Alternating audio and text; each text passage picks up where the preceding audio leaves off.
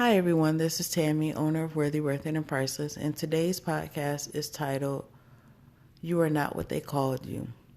This podcast was actually supposed to be the podcast for my birthday. My birthday is actually on Sunday, May 31st. And I just decided to put it out now. Because I think a lot of us, it was actually supposed to be like a message to my younger self. And a lot of times I always said that I was going to do that, but I never knew how to. So now I figured it out. So, but yes, I've talked about it a lot of times about the things that I was called as a child. And it was hard. But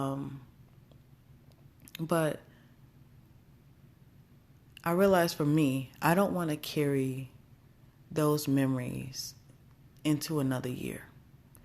2020 has been hard enough, and not even because it's this year. It's just, I've come to a point where I just don't want to hold on to negativity or negative people or anything anymore. And to get back to the title and everything, it is just a point. I was holding on to the things that people have said ever since I was a kid. I was told that I was ugly, stupid. I wasn't going to amount to nothing. I wasn't going to be anything. And it wasn't just in school that I heard those things. And the point of hearing those things, it kind of, all right, let's put it this way. You remember, I don't know if any of you guys know about, I don't know what these balls are called, but they're like a ball of rubber, I guess. It's like rubber bands or whatever. You know, your teachers might have them. And so just say if you have those four statements that are previously stated. So you have the ugly, stupid, not going to amount to nothing, not going to be anything. Okay, you got that. And so that's 4 rubber bands. And then if somebody else calls you something else, there's another rubber band. There's another rubber band for every negative thing that someone has said. And then the problem is when someone tries to give you a compliment, you can't accept the compliment because it bounces right off of the rubber band ball. So as soon as somebody tries to give you a compliment, oh, you're beautiful. Oh, no, you're just probably just saying that. And you don't believe the things that people are saying. And so what I want to do for myself and as well as you guys, why don't we throw away or burn the rubber band balls with all the negativity or the negative things that people have said? Let's not carry it into another day. Let's not carry it into another year. We can't allow what people said or have said about us, or even the way they think about us, make us not live our full lives. Why are we giving them power over us, basically? And you may not be in this same boat, but it's just the whole point. I realize for me, there's a lot of things that I'm not going into the next year with. Whatever happened at the beginning of this 2020 and all this stuff, I've been learning a lot of stuff about myself, especially with just being in the house, quarantining and all that stuff. And I realized just for me, certain things I'm not going into the next year with. I'm not going into the next year with all of that pain and sorrow and everything else that happened and the depression and all of that. I'm not going into this next year with that. And at some point, we have to say enough is enough. We're not going to continue to live that way, and we're not going to allow someone to have that control over us anymore. Because just say, I know exactly who said these things to me. But if I go back to any other people who have said those things to me, they'll be like, oh, I didn't say that to you. They don't even remember. Not saying that the memory doesn't hurt me at all, but they don't remember at all. And I'm saying for myself, and as well as the little girl inside of me, you have to know who you are yourself. Let's not look at other people to validate us. It's enough with this social media thing. Everybody, as soon as you post something, you're waiting for a like or anything like that. And that's enough within itself. But we have to believe and know that it doesn't matter what someone has called us in the past. It's what we answer to. It's how we think of ourselves. And I wish that if I could, I would hug that little girl. I would hug I would hug the little girl that's inside of me.